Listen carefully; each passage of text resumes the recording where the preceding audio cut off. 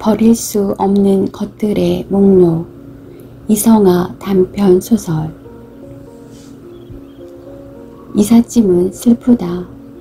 집안 어디선가 자기 구실을 하고 있을 땐 모르지만 이사를 하려고 끄집어 내놓는 순간 생활의 윤기는 사라지고 마는 것이다.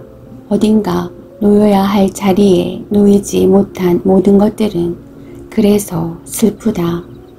저 거대한 덩치의 침대도 나를 슬프게 한다. 그냥 침대도 아니고 돌침대다. 10평이 채 안 되는 원룸의 절반을 차지하고 있는 돌침대는 사물이 아닌 것 같다. 설악산의 울산 바위처럼 떡 버티고 있는 것이 마치 이 작은 영토의 주인이라도 되는 것처럼 당당하다. 그렇다. 내가 정말 슬픈 이유는 저것을 버려야 된다는 것 때문이다. 저렇게 훌륭하고 좋은 것을 버려야 된다는 게 슬픈 게 아니다. 오랫동안 몸 부비며 정이 들어서 마음이 아프단 것도 아니다. 버리고 싶은데 나는 저걸 들여놓을 곳도 없고 옮겨갈 도리도 없고 필요도 없고 제 아무리 값비싸고 좋은 것이라 해도 쓸모가 없는데 버릴 수가 없다는 것이다. 이삿짐을 싸기 시작할 때만 해도 저것은 나에게 작은 위안을 주기도 했다. 모르긴 해도 돈 100은 넘게 나가는 물건이 틀림없으므로 저것을 판다면 중고니까 절반으로 딱 자른다고 해도 50만원, 뭐 더 깎자고 할 때에 대비해서 40만원, 임자 제대로 만났을 때에 대비해서 최대한 기대치를 낮추어 10만원은 더 양보할 수 있다고 생각했다. 그런데 반응이 이상했다. 불친절한 거야 이해할 수 있었다. 아무리 재활용 센터라도 팔려는 사람보다는 사려는 사람이 더 반가울 테니까 나는 세간을 내다 파는 가장처럼 부끄러워졌고 최대한 공손히 물었다. 저 혹시 돌침대 사시나요? 돌침대요? 안 삽니다. 벌써 3번째였다. 나는 궁지에 몰린 쥐처럼 화가 났다. 온 세상이 내게 불친절하고 무례하게 구는 기분이었다. 빚쟁이들이 몰려오기 전에 버릴 것들은 버리고 정리해서 방을 빼야 된다. 지역 정보지에 나와 있는 재활용 센터는 이제 하나밖에 남지 않았다. 포기해 버릴까 하다가 마지막 기운을 짜내 전화를 건다. 네, 땡땡 재활용 센터입니다. 느낌이 좋다. 지금까지 어느 곳도 이렇게 친절하고 밝은 목소리로 응대한 곳은 없었다. 저 혹시 돌침대도 사시나요? 돌침대요? 네, 돌침대. 싱글입니까?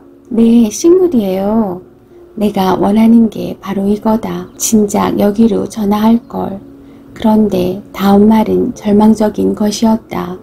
그거 사는데 없을 겁니다. 왜요? 나는 미치도록 그 이유가 궁금했다. 그거 가져가려면 특수차가 있어야 돼요. 분리하는 것도 쉽지 않고 가격도 만만치 않아서 잘 팔리지도 않고 그래서 재활용 센터는 취급하는 데가 없을 겁니다. 속이 후련했다. 이미 팔고 못 팔고는 중요하지 않았다. 이유를 알았다는 것만으로도 충분했다. 그리고 자상하게 설명해준 알지도 못하는 그 사내가 너무 고마웠다. 찔끔 눈물이라도 날 것 같았다. 무슨 짐이 이렇게 많은가. 원룸 한쪽 벽면을 차지하고 있는 2단짜리 행거에 옷이 빼곡하다. 옷뿐만이 아니다. 방구석마다 쌓여있는 박스에는 용도를 가늠할 수 없는 물건들이 가득하고 벽장도 빈틈이 없다.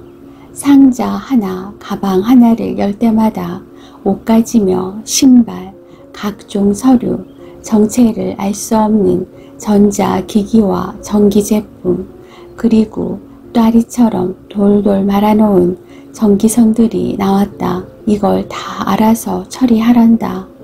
아니, 다 버리란다. 버리라면 버리지 뭐. 그래, 이참에 확 다 정리해버리는 거야. 그동안 내 인생에 돌침대처럼 짱 박혀있던 그를 정리할 절호의 기회다. 딸 자취방에 얹혀 살러 들어온 사람이 돌침대가 가당키나 한가. 사업은 망하고 신용 불량에 파산 선고까지 한 마당에 이 짐이 다 뭐란 말인가.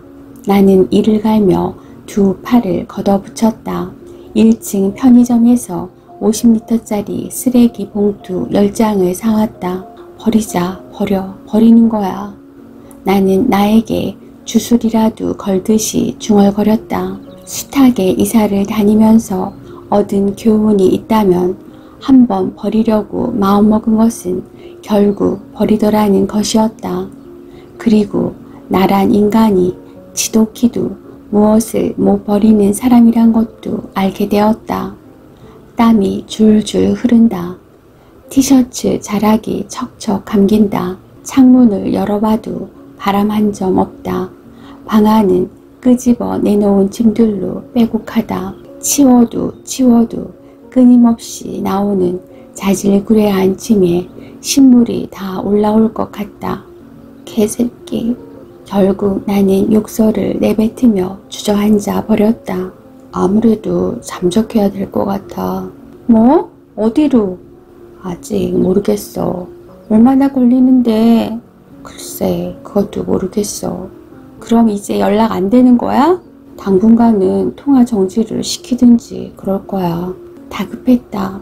돌이켜보면 내가 왜 그렇게 다급했는지 잘 모르겠지만 하여간 그때는 그랬다.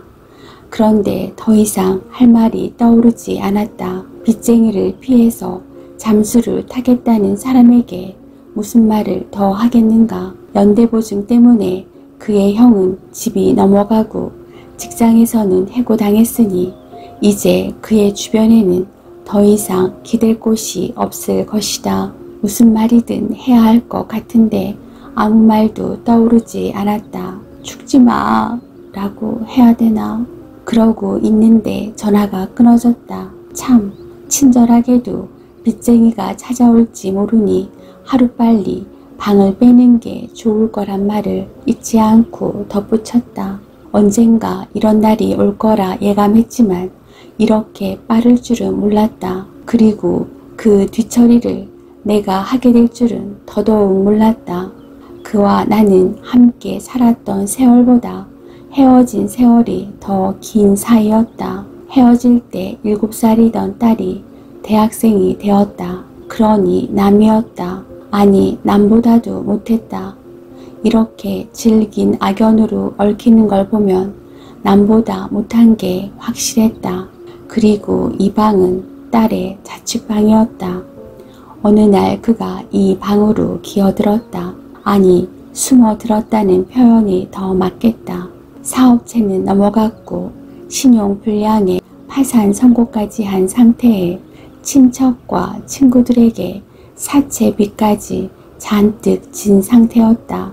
나는 끝내 탐탁지 않았다. 그러나 딸에게는 아버지였다. 아빠가 불쌍해. 아빠가 돈 못 벌어도 좋은데 빚쟁이들한테 전화만 안 왔으면 좋겠어. 그나마 이 방이라도 없었다면 딱 노숙자 신세였다.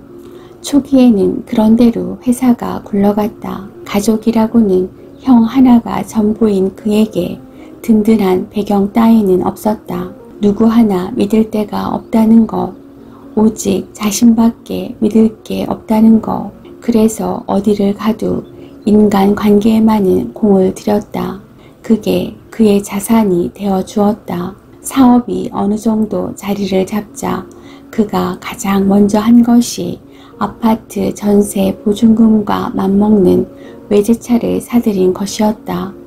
사업을 하는 사람은 외형이 받쳐져야 한다는 게 그의 지론이었다. 은행은 자기 금고처럼 생각했다. 빌리는 것도 능력이고 빚도 능력이 있어야 지는 것이라고 했다. 그의 아버지가 돌아가실 때 그에게 남긴 유언은 딱 하나였다. 절대로 도박만은 하지 말아라.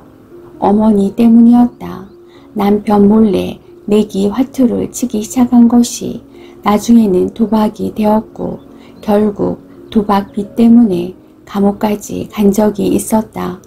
집은 남의 손에 넘어가고 가족들은 뿔뿔이 흩어졌다. 그걸 빤히 보고 자라도 그 일로 학원마저 중단해야 했음에도 그는 빤히 알고 있는 그 길로 들어가고 있었다. 그 싹은 초등학교 때부터 보였다. 친구들과 공을 차거나 딱지치기를 할 나이에 그는 뒷골목에서 화투패를 돌렸다.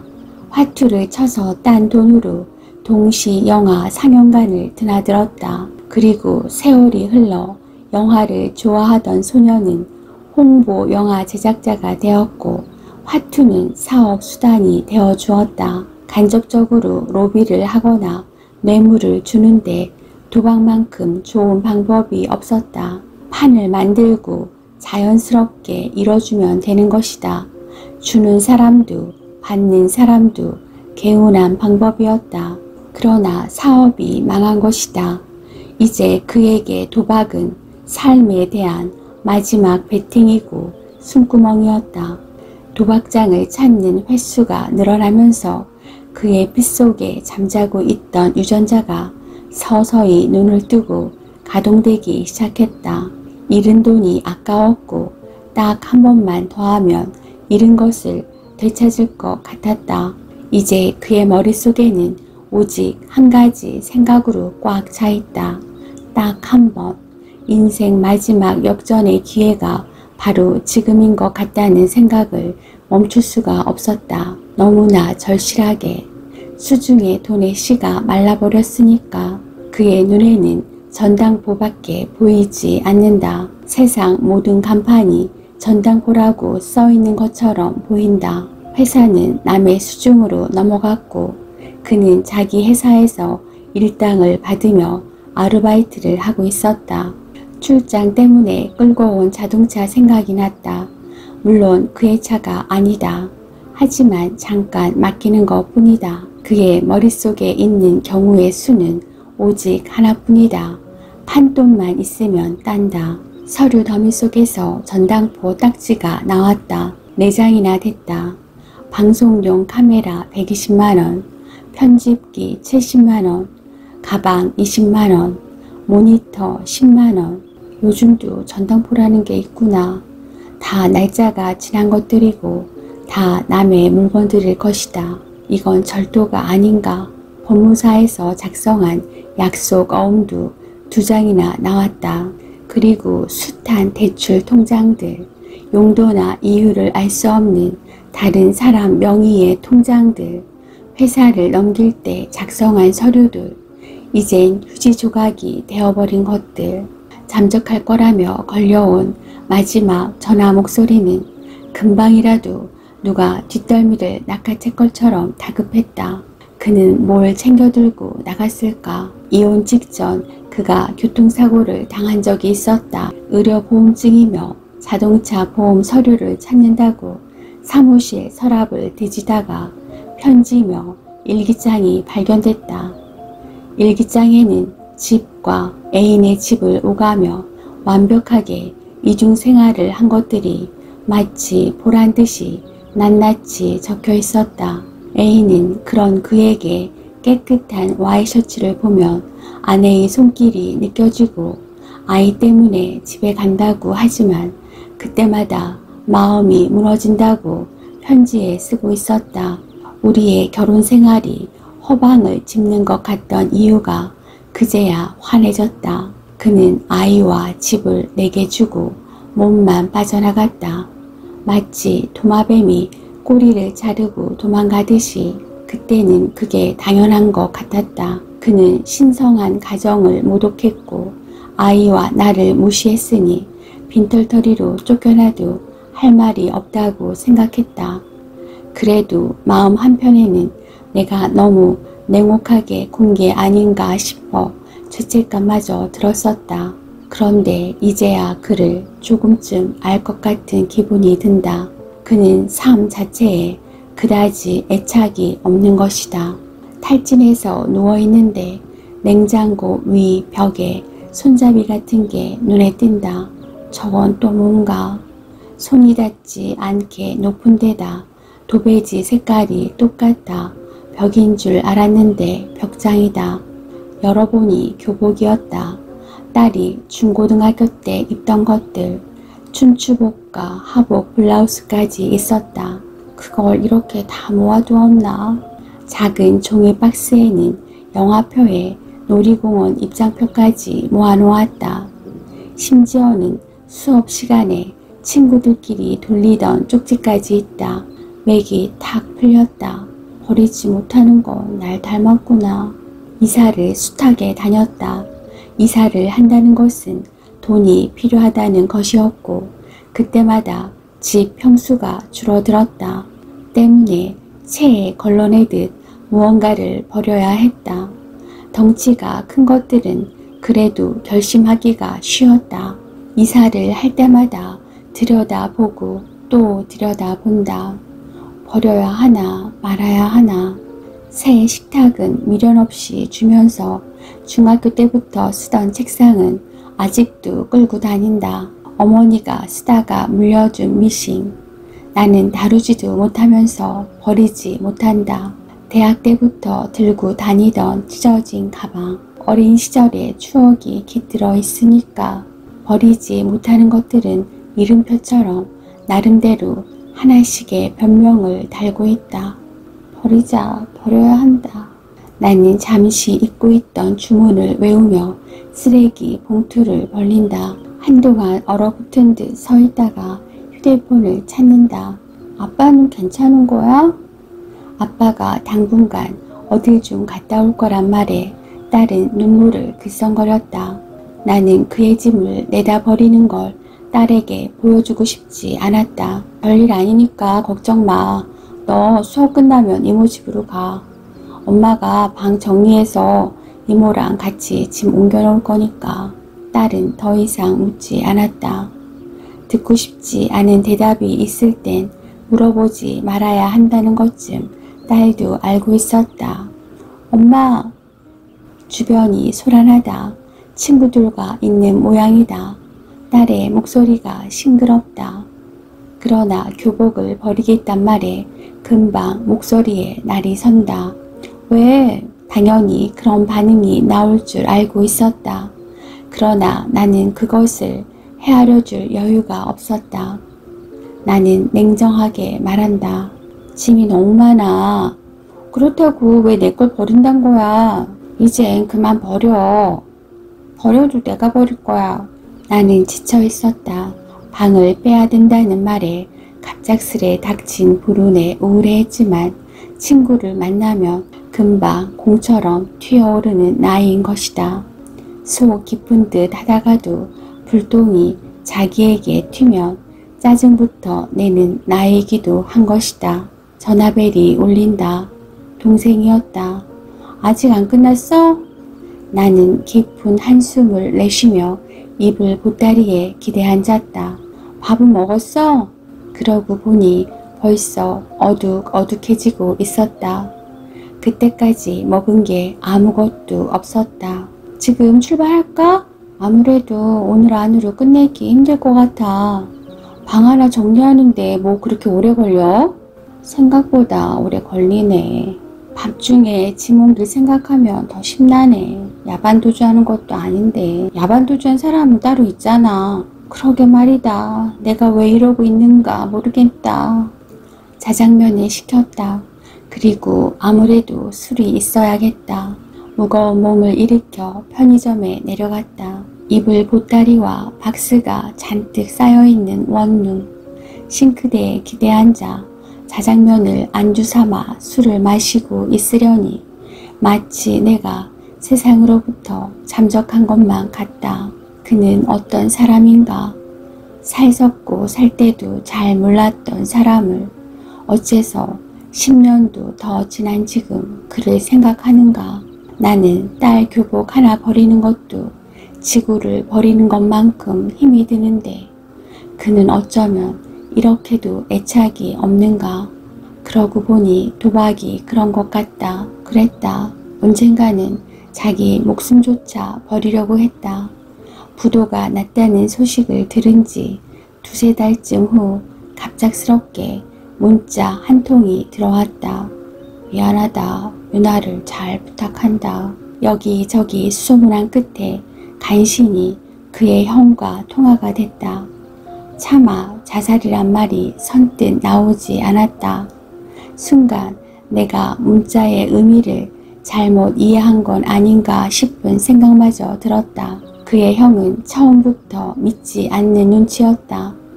그럴 애가 아니니까 걱정하지 말아요. 이미 그의 친구들도 비슷한 문자를 받았다고 했다. 목소리가 너무 태연했다. 내가 할 수 있는 건 덜덜 떨면서 이미 전원이 꺼져버린 전화번호를 누르고 또 누르는 것뿐이었다. 어느 여인수 골방에서 시체가 되어 나뒹굴고 있는 그의 형상이 머리에서 떠나지 않았다. 깜빡 잠이 들었다. 깨니 방 안이 깜깜했다. 한밤중이었다. 손바닥에는 휴대폰이 그대로 놓여 있었다. 통화 버튼을 눌렀다. 기대 같은 건 없었다. 그런데 놀랍게도 신호음이 들리는 게 아닌가. 깜짝 놀라서 숨을 죽였다. 잠시 후 그의 목소리가 들렸다. 그때의 기분을 뭐라고 해야 할까. 안도의 한숨도 잠깐, 묘한 배신감이 몰아쳤다. 그때 만약 그가 옆에 있으면 내 손으로 죽여버리고 싶었다. 주위 사람들은 그가 쇼를 했다며 비아냥거렸다. 쇼였다고 해도 좋다. 어쨌든 그만큼 절박했고 심정적으로는 죽음의 문턱까지 갔다 왔을 것이다. 그랬던 사람이 다시 도박에 손을 댄 것이다. 딸에게 손을 벌렸단 소리도 들었다. 딸은 마트 샴푸 코너에서 아르바이트를 했다. 이거 한번 써보세요. 새로 나온 거예요. 그렇게 해서 시급 4,000원을 받는다. 그 돈을 빌려갔단다. 갑자기 전화가 와서 돈 좀 붙여달란 적도 있다고 했다. 없다고 하자 친구들에게 부탁 좀 해보면 안 되겠느냐고 했단다. 도박 중독자의 말로는 그러했다. 인간으로서 마지막 한 점 자존심마저 개똥처럼 던져버리는 것.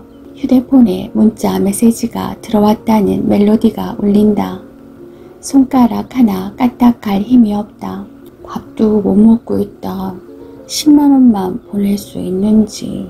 온몸에서 피가 빠져나가는 것 같았다. 울화인지 연민인지 슬픔인지 아픔인지 갈피를 잡을 수 없는 감정의 소용돌이에 현기증이 일었다. 결국 나는 돈을 보낼 것이다. 오죽하면 나한테 이런 말을 할까 싶다가도 이 악순환의 고리는 죽어야 끝날 것 같다는 생각에 이가 갈린다. 잠적하겠다고 마지막 전화를 했을 때에도 돈 이야기를 꺼냈다. 그동안 아르바이트를 해서 이자를 갚고 있었는데 더 이상 못 보내자 누군가 고소하겠다고 나섰다는 것이다. 그러면 지명수배가 떨어진다고도 했다. 도대체 얼마나 되는데? 라고 묻는 게 아니었다. 100만원이라고 했다. 나는 최소한 1000만원은 되는 줄 알았다. 100만원 때문에 고소를 한다는 건가? 마지막이라고 생각했다. 100만원을 보내면서 50만원을 더 보냈다. 그게 잘못이었나? 보름 만에 그걸 다 썼단 말인가? 굶지나 말라고 보낸 것을. 설마 잠적한 주제에 모텔 생활을 하는 건 아니겠지. 도대체 지금 어떤 꼴을 하고 있는 걸까? 허름한 여인숙에 처박혀 쫄쫄 굶으면서 죽을 생각을 하고 있는 그가 그려졌다. 그건 한순간이다. 그러면 10만원 안 보내준 걸 얼마나 후회하게 될까? 내가 두려운 건 그것이었다. 어느 날 갑자기 낯선 누군가의 전화를 받게 되는 것.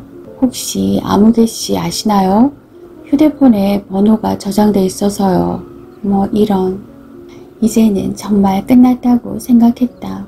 짐을 한쪽으로 몰아놓고 샤워를 하고 배달되어 온 자장면 한 젓가락을 막 입에 넣을 때였다.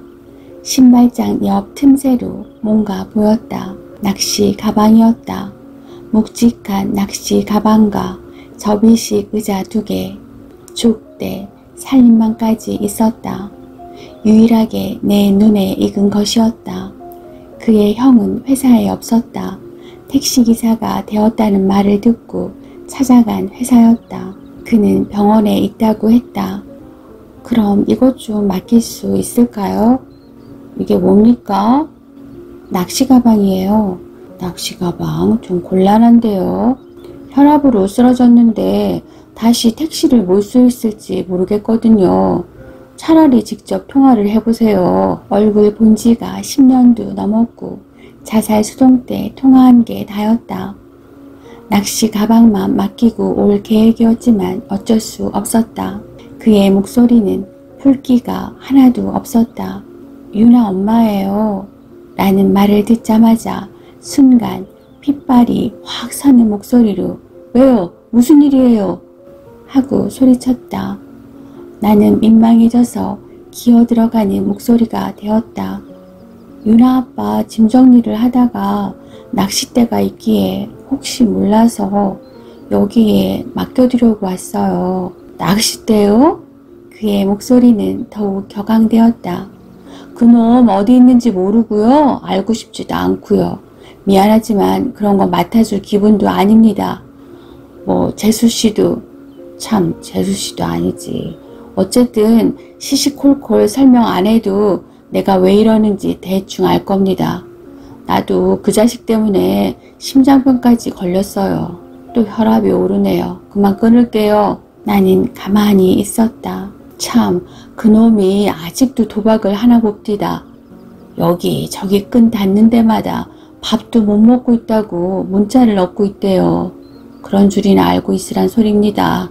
그럼 나는 낚시 가방을 들고 천천히 걸어 나왔다. 어디선가 살랑 바람이 불어갔다. 바람 속에서 물비린내가 살짝 나는 것 같다. 갑자기 웃음이 터진다. 왜 이렇게 통쾌한지 모르겠다. 갑자기 누가 나를 한 대 세차게 때려준 것처럼 속이 다 후련했다. 갑자기 그가 너무도 위대해 보였다. 나는 도로변 플라타너스 나무에 낚시 가방을 기대 놓았다. 그리고 손을 흔들며 돌아섰다. 그동안 몰라줘서 미안.